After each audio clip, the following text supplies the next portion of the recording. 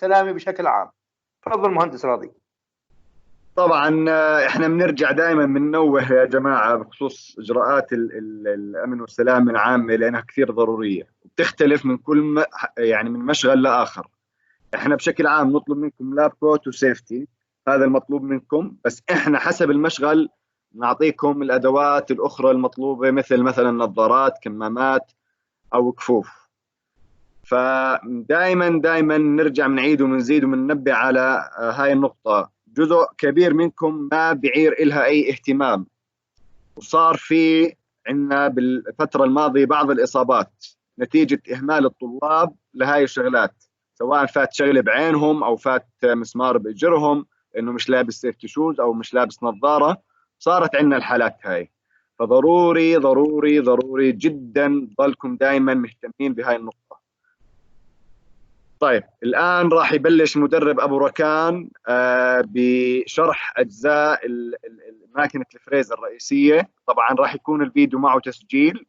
نبلش بمجموعه من الفيديوهات فيها شرح. بعد ما نخلص بنرد كمان، نعطي مجال لابو ركان يزيد ملاحظاته، واي استفسار عندكم ساعتها يعني اي حدا عنده استفسار بيقدر يسال وبنجاوبه ان شاء الله. بسم الله الرحمن الرحيم، نبلش الان. بس خليني الصوت عشان تقدروا تسمعوا. هين الان نبلش. السلام عليكم ورحمة الله وبركاته أعزائي الطلبة. الفريزة الشاملة، هذه اللوحة لوحة الديجيتال الخاصة بماكنة الفريزة، والتي يتمثل فيها 3 محاور X Y Z لتحديد القياسات والأبعاد على ماكنة الفريزة بدقة قياس 1% من المليمتر.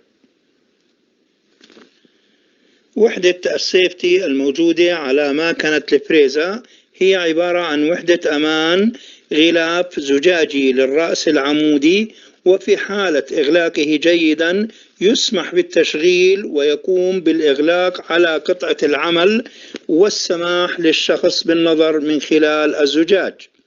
ووجود غلاف الأمان ليمنع مد اليدين للرأس الدوار، وكذلك يحافظ على سلامة عيون الإنسان من تطاير الرايش المقطوع. الرأس العمودي، هذا الرأس العمودي والذي يحمل عليه سكاكين الإند ميل، وكذلك السكاكين العمودية ذات الساق المسلوب. والرأس العمودي له محرك منفصل وسرعات مستقلة 12 سرعة موجودة على البرنامج الملصق الخاص بالماكنة على جانب الماكنة. ملزمة الربط عادة ما تركب فوق طاولة العمل الطولية لماكنة الفريزة، وتثبت من خلال مجاري حرف T،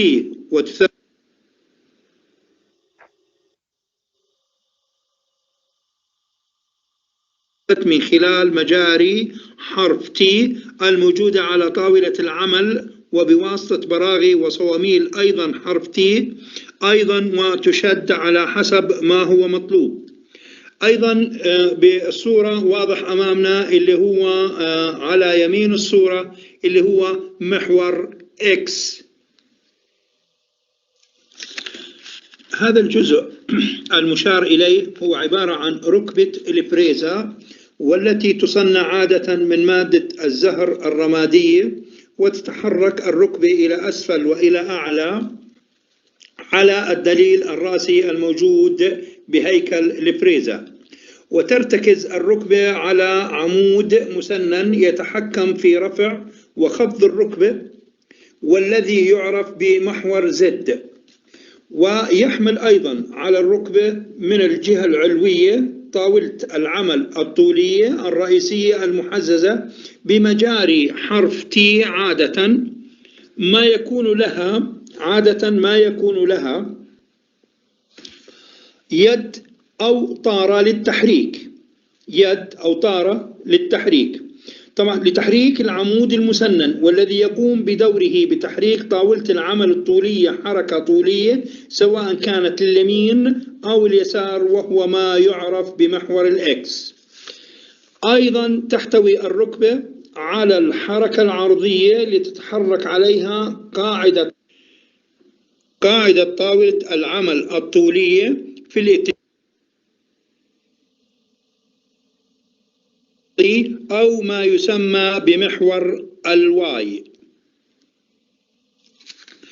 عمود الدوران أو عمود قلب الفريزة يصنع عادة من معدن الصلب، وفي نهاية العمود يوجد تجويف مخروطي مسلوب داخلي بزاوية ميل كبيرة لضمان محورية عمود حامل السكاكين الأفقية أثناء الدوران أو الدوران المنتظم، ويثبت به طرف عمود حامل السكاكين الأفقي، ويتم تثبيت عمود السكاكين بواسطة برغي طويل يجمع عمود الفريزة اللي هو عمود القلب مع عمود حمل السكاكين.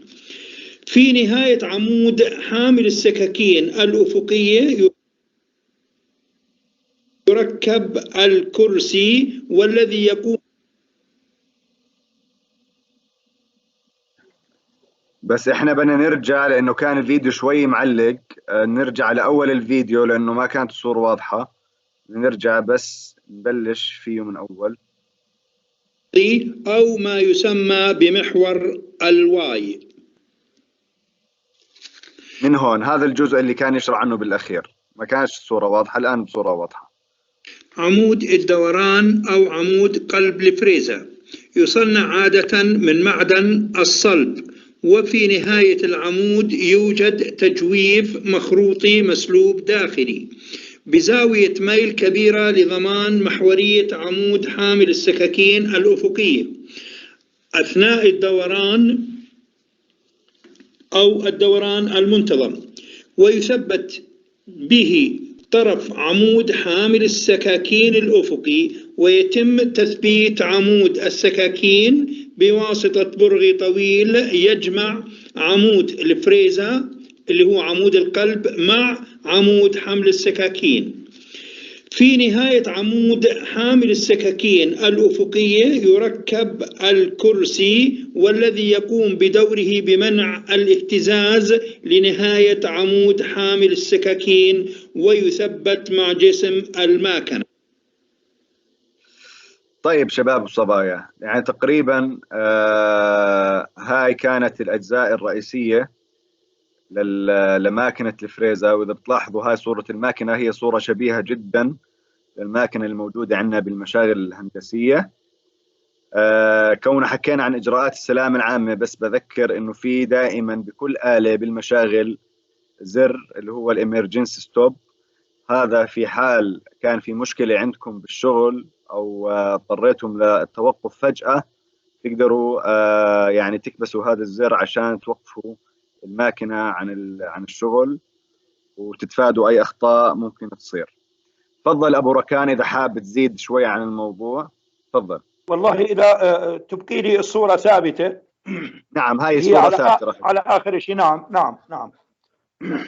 بدي أعاود أذكر شيء عن القاعدة الأساسية لماكنة الفريزة. القاعدة اللي هي موجودة على أسفل الماكنة من أسفل. هذه القاعدة الأساسية لماكنة الفريزة، والتي تصنع عادة من حديد الزهر الرمادي. طبعا لما نقول حديد الزهر الرمادي لأنه بيكون قادر على امتصاص الاهتزازات بشكل عام. ويوجد بهذه القاعدة خزان لسائل التبريد، ويكون على الخزان عادة مضخة لسحب الماء والزيت معا، اللي هو الماء وزيت التبريد الخاص، تسحبه من داخل الخزان الموجود داخل القاعدة، والتي تقوم بدورها بضخ السائل عبر برابيش لتمتد وتصل إلى سكين القطع وقطعة العمل، ولتقوم مياه التبريد أو سائل التبريد بالتبريد على سكين القطع وعلى قطعة العمل، ومن ثم يعود سائل التبريد ويتساقط على طاولة العمل الطولية مار بمجاري حرف التي الموجودة على طاولة العمل، ليصل في نهاية طرف طاولة العمل إلى مصفاة لينزل سائل التبريد فيها مارا عبر برابيش عائدا إلى الخزان أسفل الماكنة ليعود مرة أخرى إلى الخزان، والمضخة تعود ضخه مرة أخرى إلى أعلى، وهكذا تكون دورة التبريد الأساسية لماكنة الفريزر. أبقي الصورة معلش مهندس راضي، خلينا على الصورة. الهيكل الآن اللي هو جسم الماكنة العمودي اللي بيرتفع للأعلى، هذا اسمه هيكل الماكنة. خليني أذكر عنه شيء موجز ومختصر. بس قبل ما تذكر، في كان عند حدا من الطلاب مداخلة؟ نعم. أنا مهندس. تفضل. مهندس أبو ركان، هسه الماكينة الفريزة، نعم، لما اشتغلنا عليها لاحظت إنه ما بكفيها عامل واحد يشتغل عليها، لازم يكون معي واحد أو اثنين، صح؟ الماكنة الموجودة عندنا من الحجم الكبير، لا هي واحد يكفي للعمل عليها. الماكنة يكفي واحد للعمل عليها. بس يعني احنا كنا بالبداية اثنين يساعدوا بعض، لأنه كان موضوع جديد بالنسبة لكم. بس بالنسبة أنا يعني في ملاحظة بدي أحكيها وبحكيها دائما. المشاغل يعني في جزئين أساسيات ومكملات لبعض، اللي هو الخراطة والفريزة. خاصة فيما يخص طلاب الميكانيك. بالأدفانس ميكانيكال ورك شوب راح تكملوا، راح تاخذوا مواضيع أدفانس على هذا الموضوع. بأي وقت يعني احنا مش بس بنعطي هذا الكورس عشان تعطوه ونعمل لكم اسسمنت وخلص بنتهي هذا الموضوع. لا، احنا اللي بهمنا انه انتم فعلا تستفيدوا هاي المهارات العملية، لانكم تحتاجوها فيما بعد. ممكن مشاريعكم بالجامعة، يعني بدكم تعملوا بروتوتايب في جزء معين بده خراطة او بده شغل على الفريزة، تقدروا بأي وقت تيجوا على المشاغل، بتقدموا طلب، بيتم الموافقة عليه وتحت إشراف المدرب المعني. فتذكروا هاي الشغلة، يعني المجال مفتوح لكم انتم، يعني عشان تستفيدوا لقدام. تفضل أبو ركان. خلينا أعود على هيكل الماكنة اللي هو اللي جاي بشكل قائم. هذا الجزء مهم جدا من ماكنة الفريزة. طبعا برضو يصنع عادة من مادة الزهر الرمادي، على أساس أنه بيكون قادر على امتصاص الاهتزازات بشكل عام. يثبت على القاعدة الأساسية الرئيسية اللي هي موجودة بالأرضية تحت بواسطة براغي محكمة الشد وبشكل قائم، ثم تثبت جميع أجزاء الماكنة على هذا الهيكل. في داخل هذا الهيكل يكون صندوق السرعات اللي هي الجير بوكس، مجموعة من التروس لتحديد سرعات رأس الماكنة، سواء كان للرأس العمودي أو للرأس الأفقي. كل واحد منهم بيكون له محرك منفصل عن الآخر وصندوق سرعات منفصل عن الآخر. يحمل الهيكل أيضا عمود القلب للفريزة من الجهة العلوية. من خلال عمود القلب يمكن ربط وإيصال أيضا الرأس العمودي على الماكنة. تفضل مهندس راضي. طيب تمام، الله يزيد فضلك. الآن بس بدنا شو اسمه، نورجيكم شوية فيديوهات. ممكن يا أبو ركان نعمل ميوت عليها، بس أنت تمشي تعلق على بعض النقاط فيها. ما في مشكلة. نعم. فيديوهات اللي هي المجموعة الثانية يعني. نعم. طيب بنبلش بهذا الفيديو. نعم، هذه هون الفريزة اللي هو اللي راكب عليها اللي هو الراس العمودي. مركبين سكينة تفريز عمودية ذات حجم كبير، طبعا بيجري بعملية التسوية الأفقية لقطعة عمل. تسوية أفقية يعني تسوية سطحية من الجهة العليا. هذه الصورة هون، هي مادد ايده بده يعمل تحويل للسرعة، بده يزيد سرعة دوران الراس لماكنة الفريزة. هذه عنده لوحة التشغيل الآلية أو الكهربائية لماكنة الفريزة. في عندنا مفتاح اللي هو المفتاح الأسود اللي بيحدد إن تشغيل بداية الماكنة.